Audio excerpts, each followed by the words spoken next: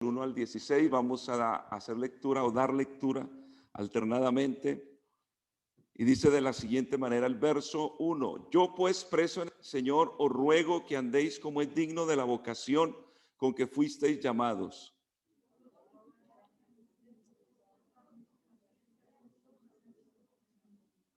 Solícitos en guardar la unidad del Espíritu en el vínculo de la paz.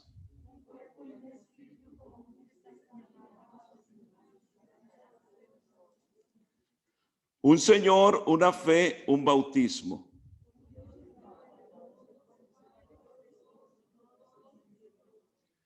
Pero a cada uno de nosotros fue dada la gracia conforme a la medida del don de Cristo.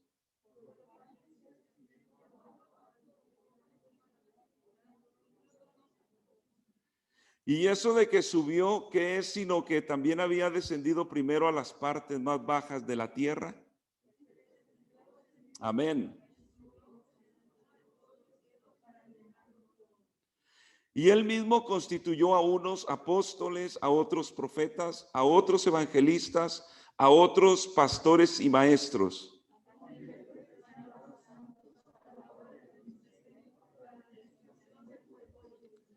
Hasta que todos lleguemos a la unidad de la fe y del conocimiento del Hijo de Dios, a un varón perfecto a la medida de la estatura de la plenitud de Cristo.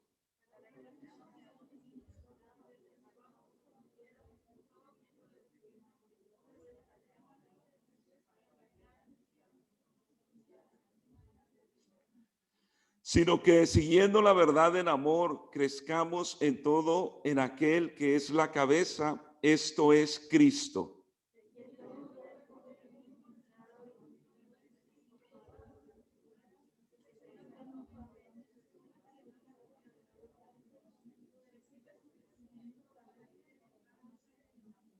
Amén. ¿Podemos decir amén? Amén. Vamos a orar y dar gracias a Dios y que Dios nos hable, nos instruya por medio de su palabra. Amén. Señor Jesús, bendito Dios, damos gracias por esta oportunidad de estar reunidos en este lugar, Señor, para recibir su palabra. Le pido que abra el corazón, el entendimiento de cada uno, Señor. Que nos ayude, Padre Celestial, a obedecer su palabra, que su palabra, Señor, sea el alimento para nuestra alma y su palabra, Señor, siga obrando en cada uno de nuestros corazones. Se lo pedimos, Señor, en el nombre de Jesús y le damos gracias. Amén y amén. Gloria al Señor. ¿Cuánto damos gloria a Dios? Amén. Siéntense, hermanos. El lema de hoy son las características que ayudan a la unidad. Como hemos venido, hermanos, enseñando los miércoles respecto de la oración y tomando como ejemplos personajes bíblicos de los cuales hemos aprendido principios indispensables, necesarios para nuestra relación con Dios. Recordemos que es muy importante orar en todo tiempo, con toda oración y súplica. Amén. Y hemos venido entonces hablando respecto a la oración. El miércoles pasado hablamos de la oración que hizo Jesucristo en el capítulo 17 del libro de Juan. Y la oración que él hizo ahí, hermanos, tiene algo muy específico. Y la oración que él hacía era por la unidad. Amén. Y ese es, hermanos, el interés del Señor, la unidad. Gloria al Señor. Entonces, el mensaje de hoy, tomando este ejemplo, hermanos, específicamente del capítulo 4, nos va a hablar de lo que es la unidad del Espíritu. Que hoy vamos a hablar algo de la unidad del Espíritu. El miércoles pasado hablamos de la unidad de propósito. Amén. Hoy vamos a hablar de la unidad del Espíritu y Dios mediante, posiblemente el domingo o el miércoles, vamos a hablar de la unidad de la fe. Estos temas son muy importantes. Mire que en el llamado que hacía hoy el nuevo presidente es eso, la unidad. Porque hoy, como en ningún tiempo posiblemente en la historia, hay un país dividido. Y la división siempre trae caos y a la postre destrucción y muerte. Y si hablamos en términos seculares, hermanos, las divisiones pueden traer tremendas cosas que inclusive podría llegar a una guerra. Eso es lo que provocan las divisiones. Eso hablando en lo secular. Ahora miremoslo esa parte en la iglesia. De igual manera, las divisiones siempre van a destruir. Y estos mensajes es precisamente para que como iglesia, lo que estamos aquí, hermanos en casa, seamos los que promuevamos la unidad. Amén. La unidad de propósito. Promovamos la unidad del espíritu. No es el espíritu del hombre, es el espíritu de Dios. Los propósitos de Dios. Y vamos a aprender también a estar unidos en la fe.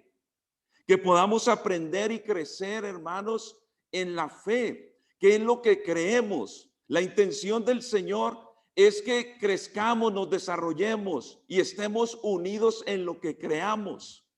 Una iglesia, hermano, compuesta por personas que creen de diferentes maneras, no dura. Amén. Por eso los mensajes son para ello, para que podamos saber qué es lo que creemos. Amén. Y que estemos precisamente unidos en ello. Eso es lo que el mensaje de Efesios nos enseña. Qué interesante es que todo tiene un propósito de parte de Dios. Y siempre el interés de Dios es mantener la unidad de su pueblo. Amén. Entonces vamos a mirar ahí algunas características que nos ayudarán a la unidad del Espíritu, tomando como base estos versículos de Efesios 4.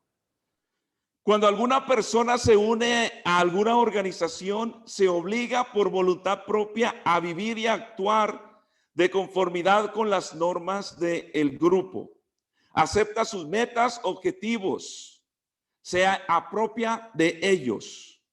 Por ejemplo, un ciudadano está obligado a regirse por las leyes del país. Nosotros que somos de otro país y los que ya se han hecho ciudadanos, por lo tanto, deben de tomar las leyes de este país y son llamados a obedecer las leyes de este país. Amén. Lo mismo nosotros, aunque no seamos ciudadanos, nosotros somos llamados a obedecer las leyes de este país, no la del nuestro, porque no vivimos allá, vivimos aquí. Amén. Entonces somos llamados a obedecer. Por ejemplo, cuando alguien aplica y entra a una corporación, a un trabajo, tiene que someterse y sujetarse a las reglas, ¿verdad? A los propósitos de ese trabajo. Amén. Si analizamos todos los ámbitos de la vida, en todo es lo mismo, aún en los deportes. Un jugador que es contratado por cierto equipo debe de someterse, ¿verdad? Debe de seguir los propósitos que tiene ese equipo. Amén. Por lo tanto, hermanos, la iglesia no es la excepción. Todos somos llamados que el día que Cristo el Señor nos rescató, nos salvó, nos dio su nombre y venimos a ser parte del cuerpo de Cristo, el Señor está esperando de nosotros que obedezcamos, que nos sujetemos, amén, y que sigamos los objetivos de Dios, no los nuestros. Y de esa manera entonces vamos a, hermanos, juntos, sin desviarnos. Nada de que uno va por allá, otro por allá y otro. No, vamos juntos en el nombre del Señor Jesucristo.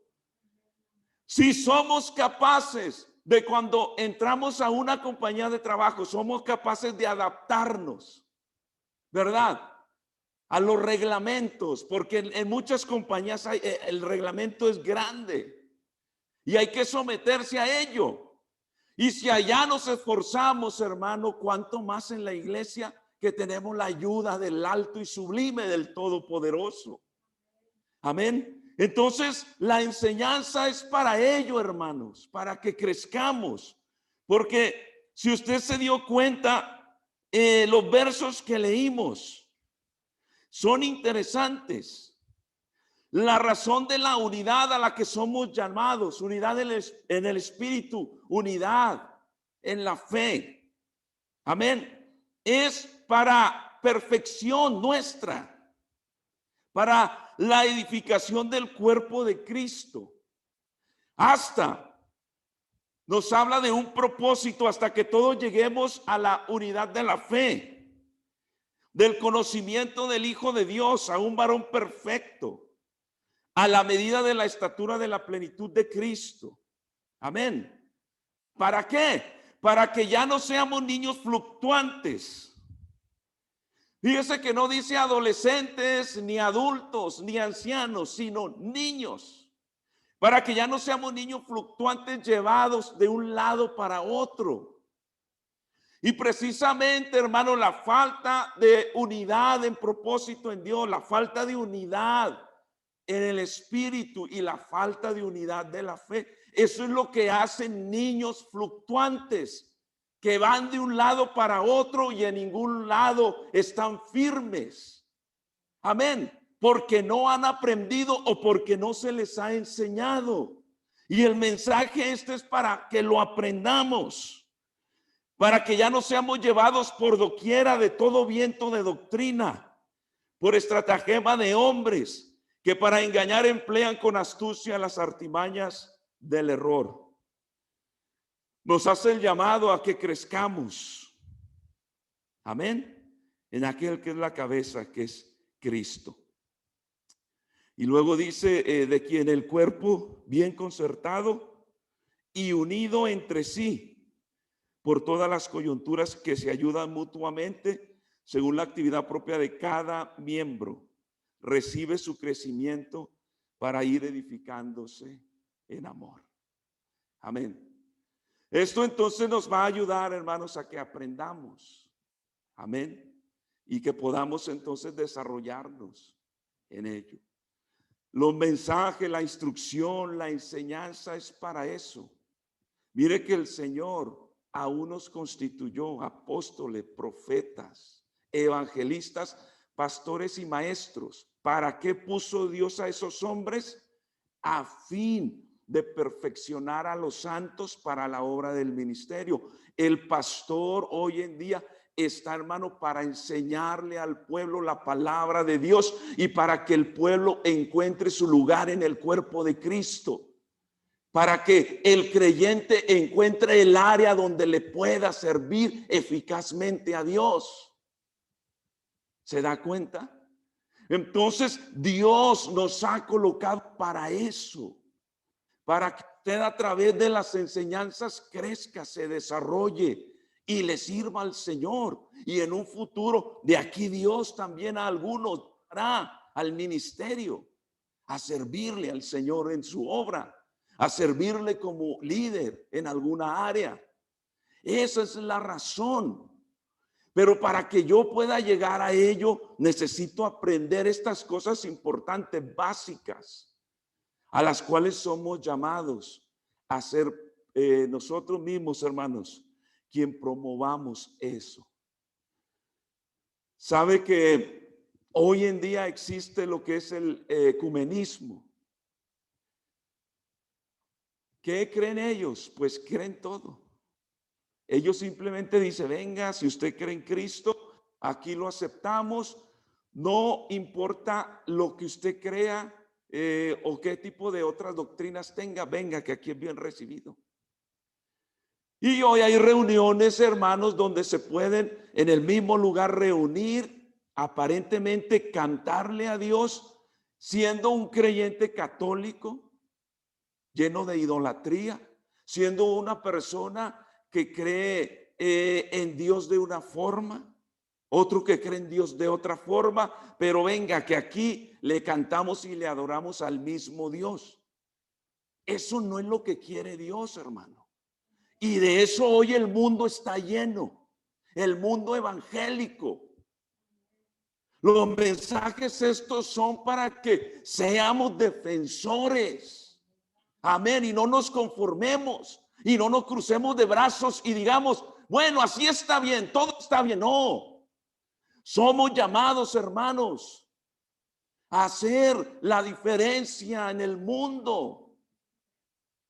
Porque aunque haya muchos, una es la paloma mía. Amén. Una es.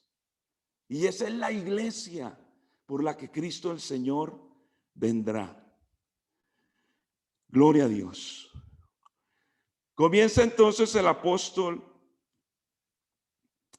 diciendo de la siguiente manera en el verso que leíamos al principio, dice: yo pues preso en el Señor os ruego que andéis como es digno de la vocación con que fuisteis llamados.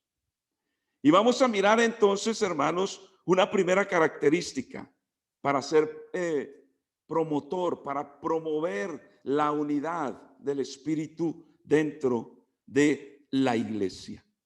Primero dice con toda humildad. Amén. La humildad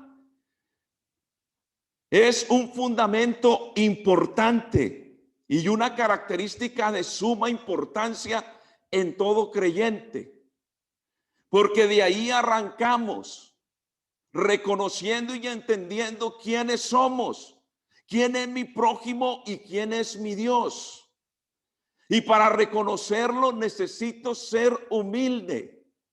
Amén. No humilde superficialmente o siendo humilde exteriormente, sino que la humildad inicia en lo profundo de nuestro corazón. Amén. Por lo tanto, Pablo nos habla, hermanos, de la humildad, pensar o juzgar con docilidad. Eso es lo que es humildad. Qué interesante es, hermanos, que para la cultura romana y la cultura griega no había una palabra que hiciera referencia a la humildad. Porque para el griego o para el romano, el humilde era una persona débil, era una persona derrotada. Y en el vocabulario de ellos no cabía esa palabra. Esa palabra históricamente surge, hermanos, dentro del cristianismo. La palabra humildad o la palabra humilde se desarrolla dentro del cristianismo, porque el entorno del cristianismo del primer siglo, romanos, griegos, para ellos no cabía esa palabra, porque para ellos, hermano, era un orgullo ser fuerte. Amén. Para ellos era orgullo pisotear a los demás, estar por encima de los demás, sentirse superior a los demás. Para los romanos eso era un orgullo, para los griegos su sabiduría, su filosofía era lo máximo. Y ellos se creían, hermanos, los conocedores por encima de todas las cosas. Por eso algunas de las cartas que Pablo escribe respecto a esas filosofías es la carta a los Colosenses, donde el apóstol ataca, hermanos, esas filosofías huecas sutilezas, las llama el apóstol. Entonces, para estos grupos, hermanos, el ser humilde era considerado como algo vergonzoso. Inclusive se decían y se hablaban entre ellos en tono burlón o sarcástico, haciendo referencia a la humildad. Y cuando ellos hablaban de la humildad, hacían referencia a los cristianos. Y así decían cosas como tratando de ridiculizar a los cristianos. Mira, dice que son humildes, derrotados. Qué vergüenza es vivir así. Pero entonces nosotros entendemos, hermano, que eso no es lo que significa. Qué bonitas son las palabras del Señor, que es nuestro ejemplo máximo de humildad. Llevad mi yugo sobre vosotros y aprended de mí, que soy manso y humilde de corazón. Mire dónde empieza la humildad, en lo profundo del corazón. Uno a veces escucha comentarios de las personas que dicen, pues yo me he visto humildemente. Yo le pregunto, ¿cómo es vestirse humildemente? Y tratan, hermanos, de mostrar su humildad externa. No, la humildad comienza en el corazón. Porque vea, una persona que de pronto se viste de una forma y tiene de pronto su ropa está rota, sucia. Y hay quienes consideran que esa es una forma de vestirse humildemente. No, no. Una persona puede estar vestida así y ser arrogante y orgullosa en el corazón. Por eso la humildad comienza a medirse de acá, hermano, dentro. Y el ejemplo nos lo da el Señor, que nos dice, aprended de mí que soy manso y humilde de corazón. Y de ahí entonces se mostrará esa humildad hacia afuera. Amén. Gloria al Señor. Por lo tanto, Jesucristo es el que nos da el ejemplo de humildad.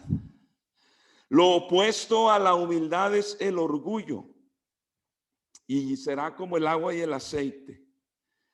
No se puede contar con la humildad y el orgullo, la altivez o la arrogancia. Amén.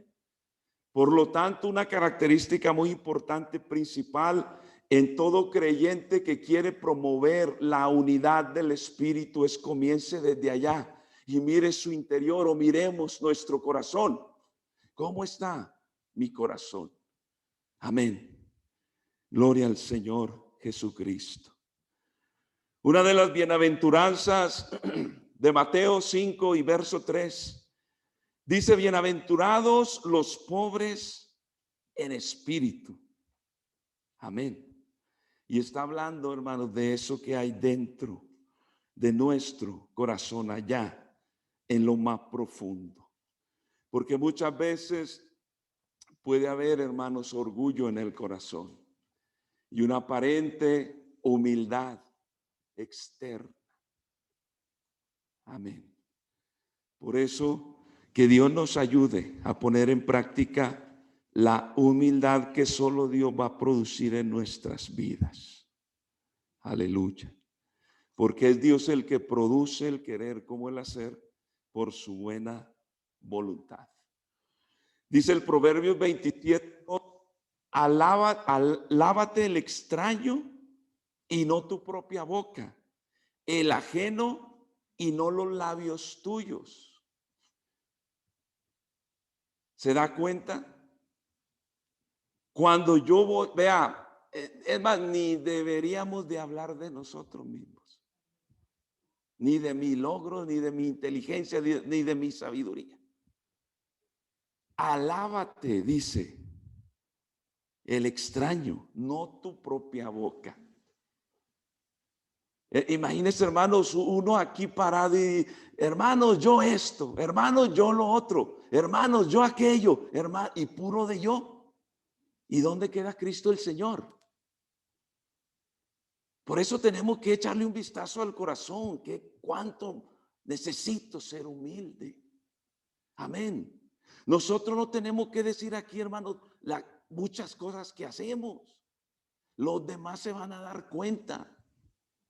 Y sea el extraño el que te va a decir, o le va a decir a otro hermano, qué tremendo el hermano, qué tremendo la hermana. De oración, conocimiento bíblico, le sirve al Señor. Pero que sea el extraño o que sea otro, no tu propia boca. Amén.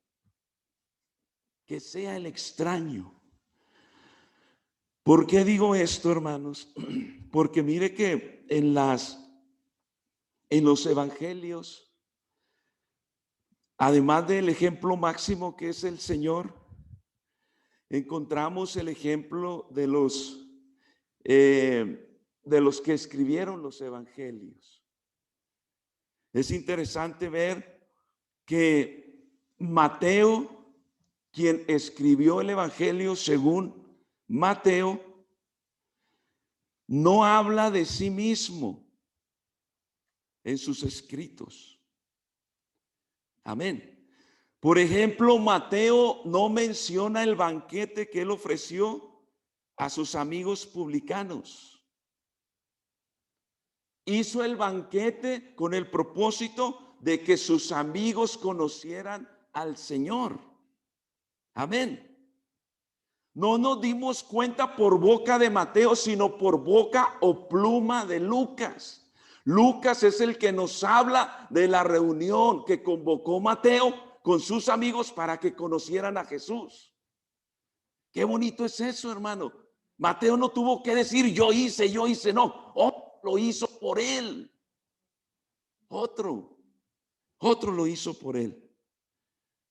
Amén. Lo mismo Marcos.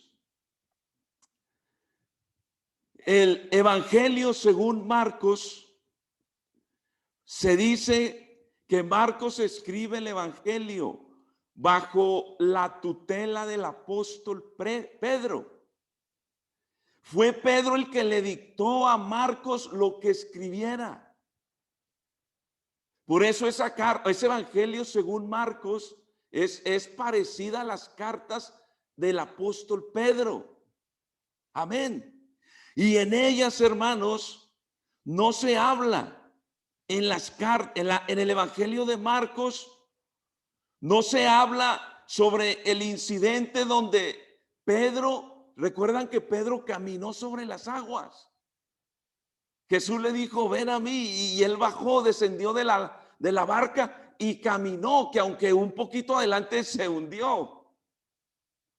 Ni tampoco en Marcos se habla, hermanos, de esa tremenda revelación que Dios le dio a Pedro. Amén. Tú eres el Cristo, el Hijo del Dios viviente. Y el Señor le dice a Pedro, bienaventurado eres Simón Pedro, porque no te lo reveló carne ni sangre, sino mi Padre que está en los cielos. Marcos no lo dijo. Es decir, Pedro no se ocupó en decirle, a ver, escribe la tremenda revelación que me dio Dios para que los demás sepan. A ver, escribe que yo caminé sobre el agua. No. Él no tuvo que hacerlo, los demás lo hicieron. No nos olvidemos de eso, hermanos. No se alabe su propia lengua. No necesitamos. Alguien más lo hará. Amén. Así es que tomemos como ejemplo, hermanos, estos tremendos hombres de Dios que mostraron su humildad. No digamos Juan el Bautista. Es necesario que él crezca, que entre menos haya algo de mí, mejor, y entre más haya de Cristo, mucho mejor. Amén. Por lo tanto, aprendamos, hermanos, de estos tremendos hombres y grandes ejemplos que nos dieron. Entonces, ¿cómo empieza la humildad? Empieza por una conciencia correcta de nosotros mismos. ¿Cómo? Con una visión honesta de quién soy en realidad. Por ahí hoy se toma foto la gente y les hacen sus arreglitos. ¿Cómo le llaman? Photoshop. ¿Verdad? No es la realidad. Y salen las fotos y uy, qué tremendo. Y casi que un cutis perfecto, ojos verdes y... Pero entonces la humildad comienza reconociendo, hermano, la realidad nuestra. La propia, no la de los otros. Yo, ¿quién soy yo en realidad, de verdad? Sin ningún retoque. ¿Sabe? A veces en público, pues, nos portamos de cierta manera, hablamos de cierta manera. Y queremos de pronto enseñar algo que no es la realidad. Pero cuando ya estamos solos allá en casa y de pronto nos miramos a un espejo y nos vemos tal y cual somos y echamos una mirada al corazón y decimos, necesito de Dios, soy frágil, soy débil. Yo no puedo solo, yo necesito que Dios me ayude. La verdadera humildad comienza ahí. No con la actitud de que yo puedo y nada, yo no necesito la ayuda de nadie. Yo puedo salir adelante solo o sola. No. La humildad comienza siendo honestos, entendiendo que un tiempo en la vida, hermanos, fuimos pecadores, practicantes del pecado, donde nadie daba un centavo por nosotros. Y no nos olvidemos que hoy somos pecadores justificados por la gracia de Dios. La humildad comienza ahí cuando reconozco quién soy de verdad. ¿Sabe por qué muchas personas no quieren aceptar al Señor? Porque no reconocen su condición. Porque no quieren aceptar que son pecadores. No quieren aceptar que son frágiles, que son débiles. Y por lo tanto ahí están y ahí se quedan.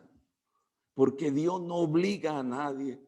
Porque el paso lo tengo que dar yo, reconociendo delante del Señor quién soy yo de verdad. Aleluya. Por eso, hermanos, ese primer paso es de suma importancia. Saber y entender quién soy yo. Aleluya. Dice la palabra del Señor, 2 Corintios 10:12. Porque no nos atrevemos a contarnos ni a compararnos con algunos que se alaban a sí mismos. Ellos midiéndose a sí mismos por sí mismos y comparándose consigo mismos, no son juiciosos. Amén. Pablo está hablando de aquellos en el cual nosotros podemos caer en esa categoría y compararnos unos con otros como hermanos en Cristo. Y de pronto vamos a pensar siempre, yo soy mejor, yo sé más de la Biblia, yo oro más, yo sirvo más que el hermano fulano, que la hermana fulana. Amén. Pero quiero decirles algo, hermanos, que en la vida siempre va a haber alguien que sirve más que yo, que sabe más que yo y que está más consagrado que yo. Siempre va a haber alguien. Pero a la hora de compararnos no buscamos al que está acá, buscamos al que está acá. A ver, me acuerdo de Pepito cuando estaba creciendo, todavía está creciendo. Y cuando estaba desarrollando su estatura y siempre se medía con los niños de la iglesia, pues estaba más alto que ellos. Pero a ver, mídete con uno más alto que tú, no, porque me voy a ver. Y espiritualmente a veces somos así, hermanos. Tratamos de justificarnos. Yo no estoy tan mal como fulano o como sutano. Yo no estoy tan mal como el hermano o como la hermana. Yo voy un poquito mejor. Pero resulta que tu hermano y tu hermana no son tu medida o mi medida. Por eso Pablo dice que a la hora que ellos se miden por sí mismos, se comparan consigo mismos, no son juiciosos. Amén. No son sinceros. Porque no lo están haciendo, hermanos, con humildad. Amén. Por eso es de suma importancia comenzar ahí. ¿Quién soy yo? ¿Dónde estoy? Cuando el evangelio llegó a nuestras vidas, ¿cuántas veces lo rechazamos? Creyendo que no lo necesitábamos, no le hacemos daño a nadie. Yo no digo malas palabras, yo no tomo, yo no fumo, yo no uso droga. Y era el tipo de justificación que hacíamos. Pero la Biblia era clara. Por cuanto todos pecaron, todos están destituidos de la gloria de Dios. Y ahí la necesidad del perdón de Dios en nuestras vidas. Amén. En segundo lugar, la humildad implica que seamos conscientes de quién es Dios. La Biblia, hermanos, habla del ejemplo del apóstol Pablo. Cuando Pablo vio su condición y vio quién era Dios, encontró quién era el primer pecador de todos. Y se dijo a sí mismo como el primero de los pecadores. Esa es una muestra de humildad. Qué difícil es que reconozcamos eso. Qué difícil es. Pero primera de Timoteo 1:15 nos enseña, hermanos, que el apóstol se dio cuenta que el primer pecador de todos soy yo, lo dijo él. Y cuando Dios ve nuestro corazón, Él está buscando ese reconocimiento en el corazón. Que de verdad entendamos, veamos quiénes somos y busquemos, hermanos, el perdón en el Señor. Lucas 5:8, cuando Pedro se encuentra con Cristo, no sé si fue la primera vez o una de las primeras veces, Pedro le tuvo que decir al Señor: apártate de mí, Señor, porque soy hombre pecador. Amén.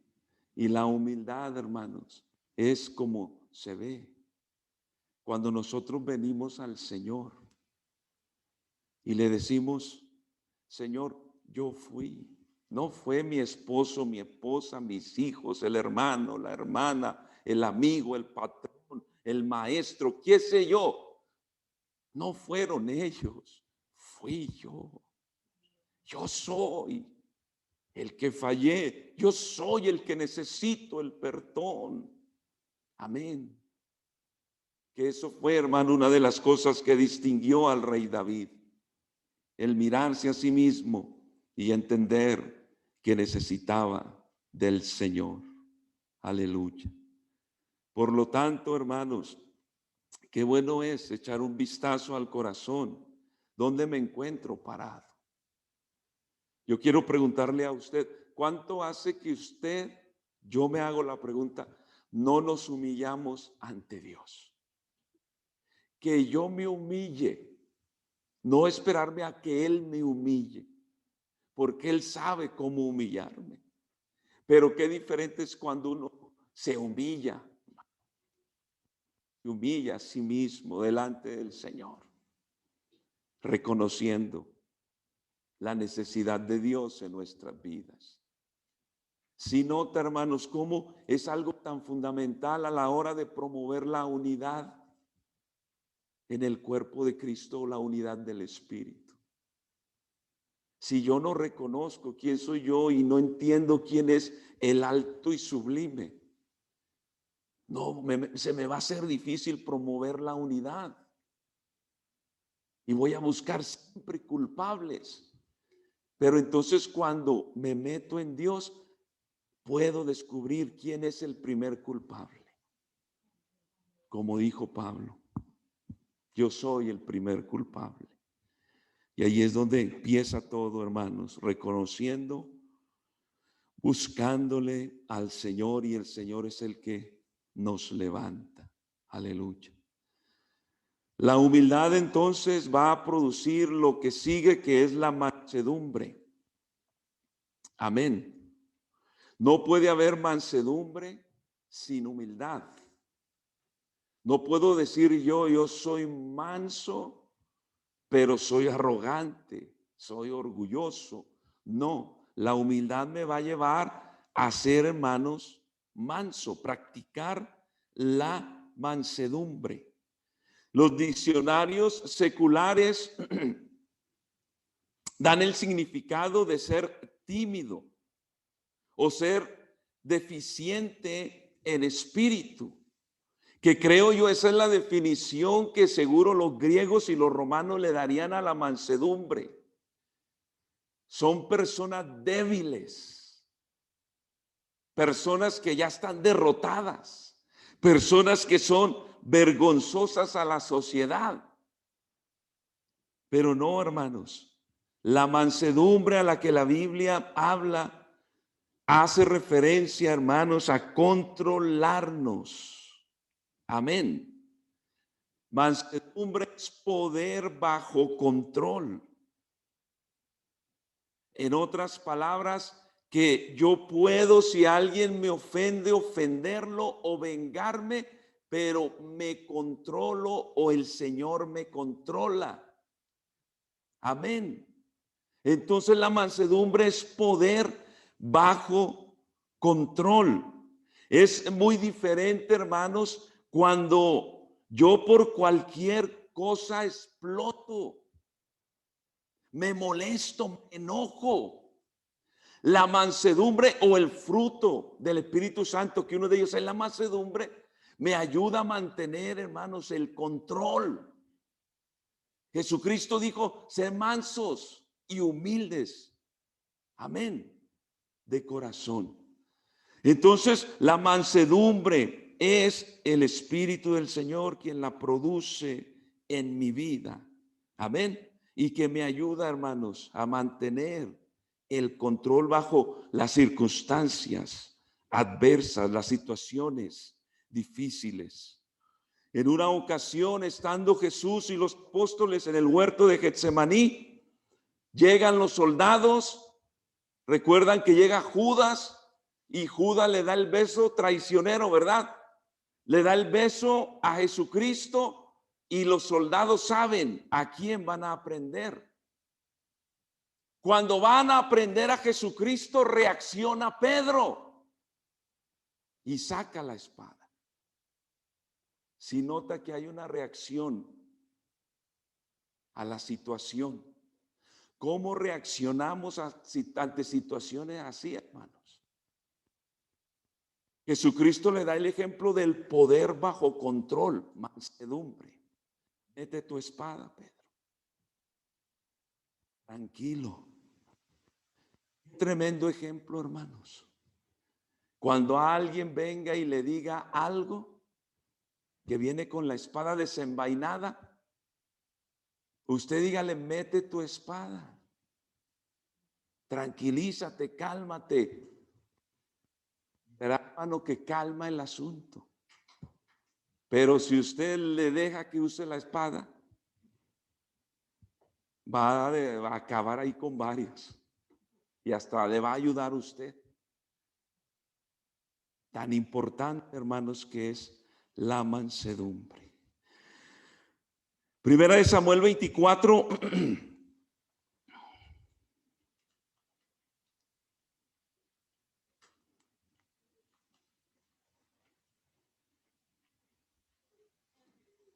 Habla de la oportunidad que tuvo David de matar al rey Saúl. La cueva que estaba en el desierto de Engadi. Recuerdan que David se estaba escondiendo, estaba huyendo de Saúl porque Saúl lo quería matar. David se esconde. Saúl entra. Y Saúl, sin darse cuenta que escondido ahí está David. David tenía su espada. David tenía la oportunidad de vengarse de quien lo quería matar, de quien lo había desprestigiado. Hay veces, hermanos, que al creyente lo tratan de desprestigiar con palabras, con cosas que no son verdad. Y allí no es que evitemos esas cosas, suceden y a veces muy a menudo suceden. Pero entonces, ¿cómo reacciono yo como creyente ante todo eso? David entonces estaba con la oportunidad, tenía la justificación, aquí está. Él pudo haber dicho, Dios me lo entregó aquí, listo para matarlo. Recuerde que David sabía que él era el próximo a subir al trono. Pero entonces David, hermano, puso en práctica la mansedumbre. Amén. Controló sus impulsos. Amén. Gloria al Señor. Y usa esas célebres palabras de cómo iba él cómo iba a tocar, ¿no?, al ungido del Señor. Que para ese entonces Saúl de ungido ya tenía muy poco o nada. Pero David respetó la autoridad del rey. Y él aprendió: yo no voy a apresurar los propósitos de Dios. Los propósitos de Dios se van a dar en el momento de Dios, no en el mío. Él pudo haber dicho: mato a Saúl, y de inmediato subo al trono de Israel. Pero no era el tiempo. Así es que no apresuremos los propósitos de Dios, que llegarán en su tiempo. Amén. Pero qué interesante ver, hermanos, ese poder bajo control. Amén. Por lo tanto, cuando usted vea que alguien saca la espada, o que usted tiene la posibilidad de sacar la espada, aunque tenga justificación, debe de mantener el control. Amén.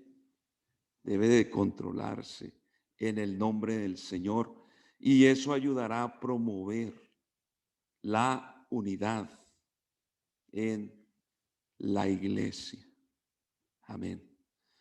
Proverbios 16:32 dice: mejor es el que tarda en airarse que el fuerte, y el que se enseñorea de su espíritu que el que toma una ciudad.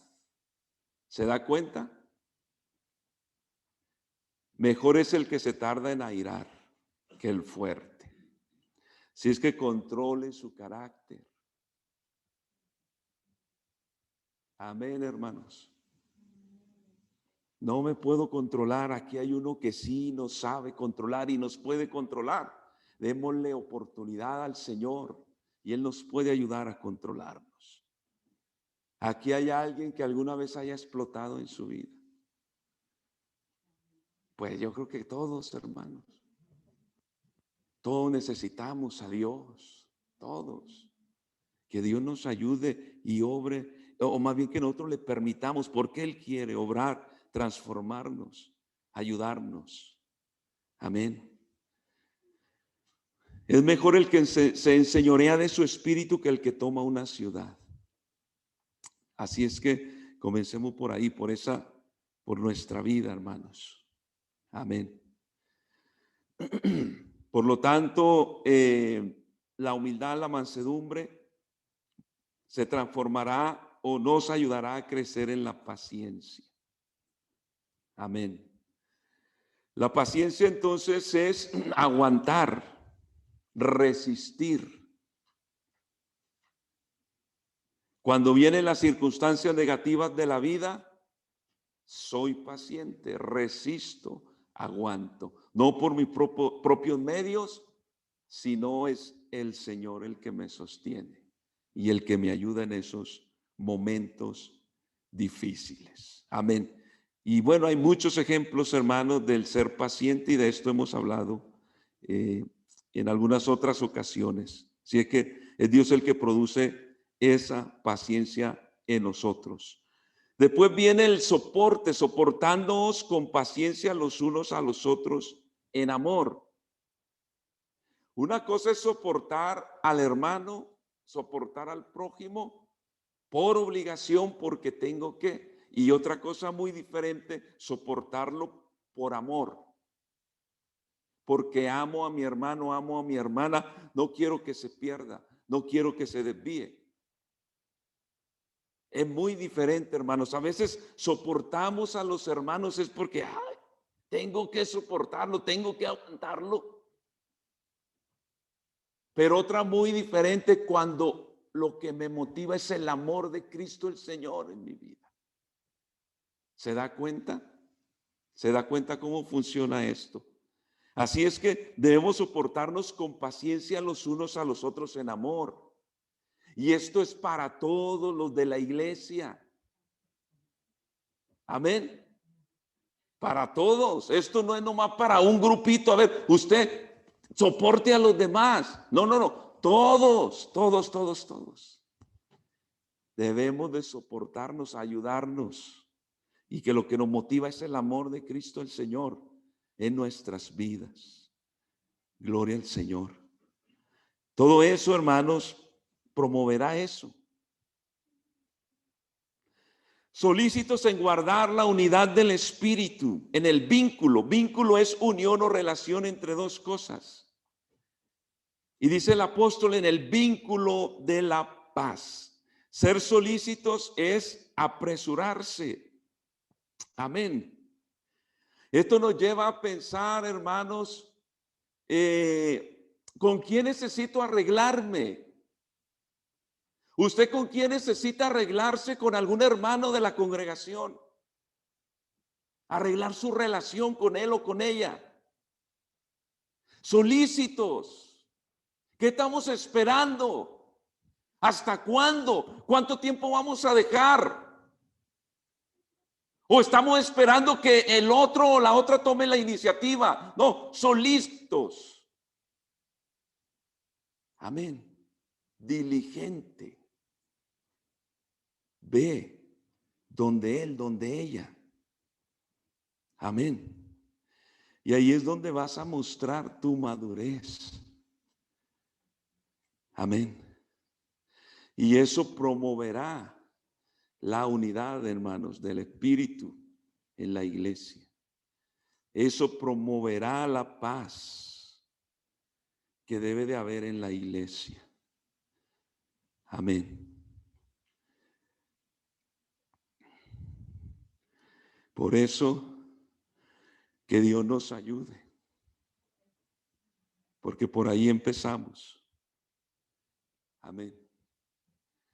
Y por ahí estamos tratando y estamos promoviendo la importancia de la unidad.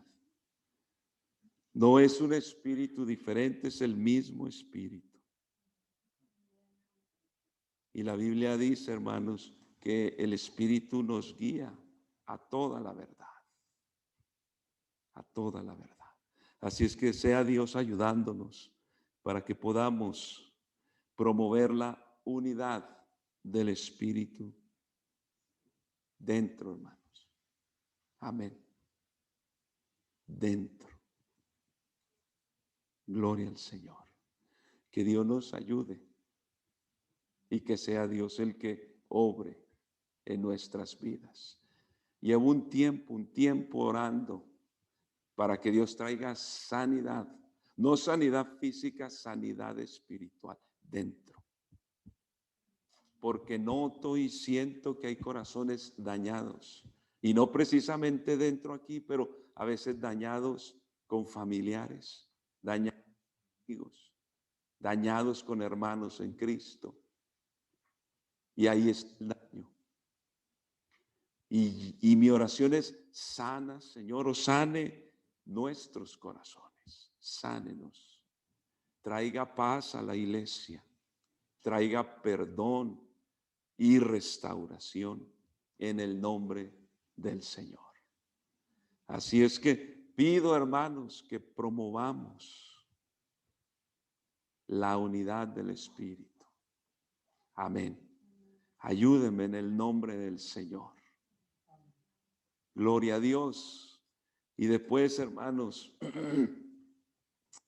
iremos desarrollándonos y creciendo en el amor de nuestro Dios. Amén. Porque de aquí nos vamos para el cielo. Amén. De aquí nos vamos para el cielo. No permita que ninguna de estas cosas le impida o nos impida el acceso a la presencia de Dios. Amén. Vamos a orar y dar gracias al Señor y que Dios nos ayude, que Dios obre. Dios conoce los corazones, pues Dios no puede ser burlado. ¿Sabe, hermano, lo que hay en nuestro corazón? Pidamos que nos ayude a obedecer. Esta es la parte donde yo digo: Señor, ayúdenos a obedecer. No solo oír, no solo así, oí Oh, sí, la Biblia dice, no, ayúdeme a ponerlo en práctica. Sí, ya hace mucho que el Señor me está hablando de eso mismo y yo no he dado el paso que debo de dar.